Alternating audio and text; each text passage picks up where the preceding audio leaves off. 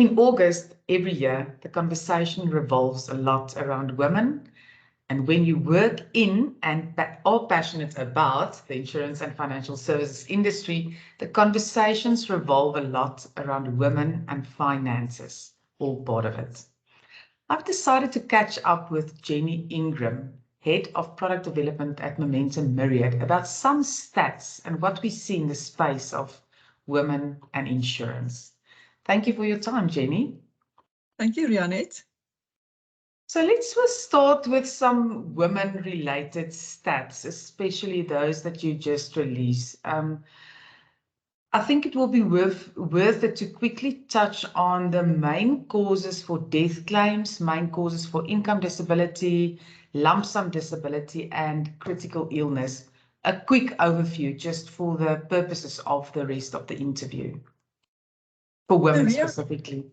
Yeah, so Rianet, often cancer sort of is the headline when it comes to causes of claim for several insurance products. It's definitely the case for death benefits and lump sum disability even, and critical illness.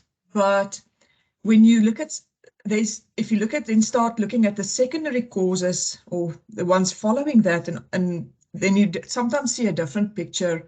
So, for example, on income disability, one of the main causes of claim for females are musculoskeletal, but within that is often connective tissue related diseases like rheumatoid arthritis, lupus, etc. Very debilitating illnesses. So you also see that in the critical illness space. And if we look at what are some of the claims that we see more for women relative to their male counterparts, it's definitely those ones, but also in the past, especially before COVID-19, mental illness on the disability side was something that sort of stuck out for women, but less so on the mortality side, for example, with suicides. So definitely, I think it's very important that products are designed for women specifically and takes into account the things that can happen to them. It was quite interesting that you mentioned the autoimmune diseases and that are more prevalent in women than in men. So your comment on this specifically from an income and disability perspective, the long-term implications. So conditions like rheumatoid arthritis, lupus, etc. are sort of conditions that affect your joint movement. And often then it's very difficult to continue with your normal activities if you get up in the morning and you simply can't move, or your body is filled with pain. And that's where I think we see that for some reason females are more prone to those illnesses than men.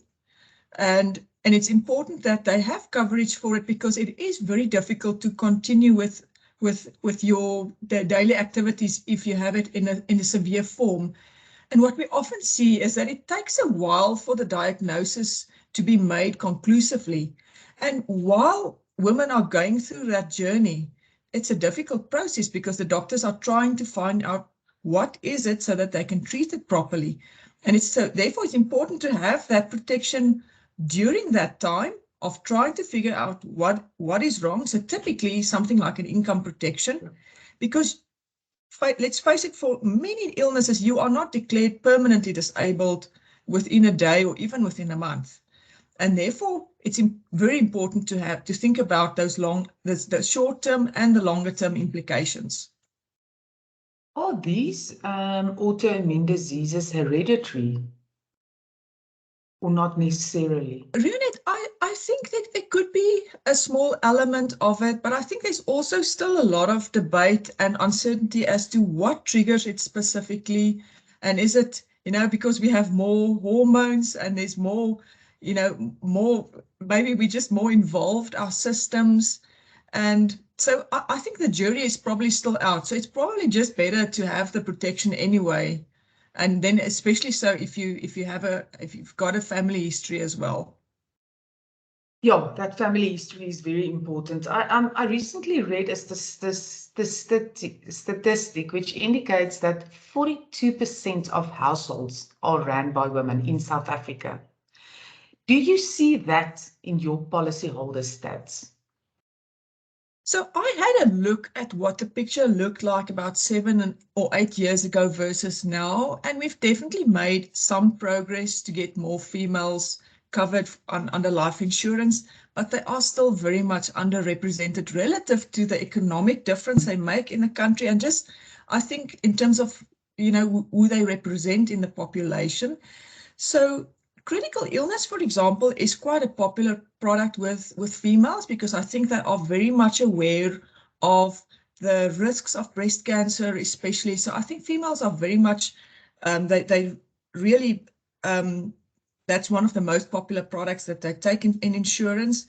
But we often see, unfortunately, if we look at the traditional policy structure that I often see, we've got 2 lives assured, the husband, and he's got all his benefits, and then the wife is a secondary life assured onto on the policy, and maybe she's got 1 or 2 benefits. The coverage is often not as comprehensive as for their male counterparts, and that's obviously something that we would like to change over time, is that encourage women to have their own policies and have as wide coverage as they can. It doesn't matter what occupation they perform, because whatever we do has got value, whether you are a high-flying executive or whether you are at home looking after the kids. If you're not there, there's going to be an impact on, and you can put you can quantify it, and there's a financial value you can put to that.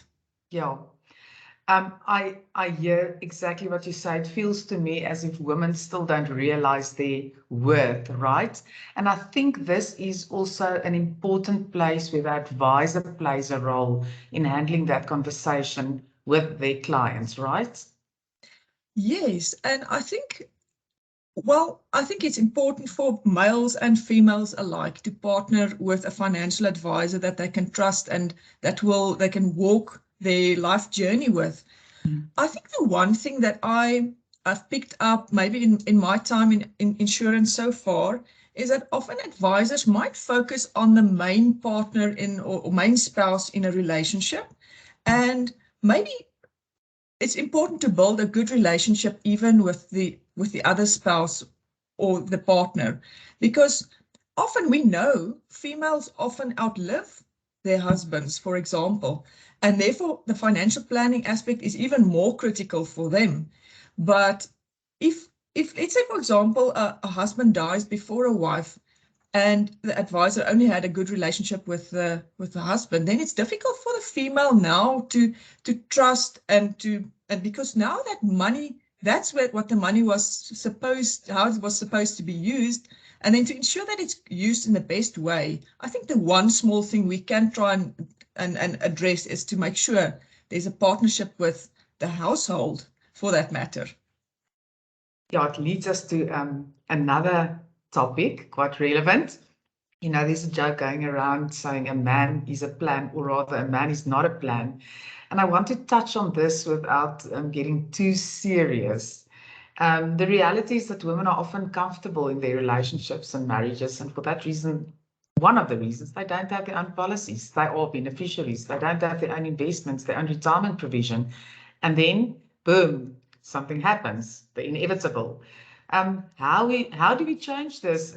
Is that once again the relationship with the advisor, and maybe is it not a good idea to have 2 different advisors? That was only a joke, but I think that is how serious it is, right?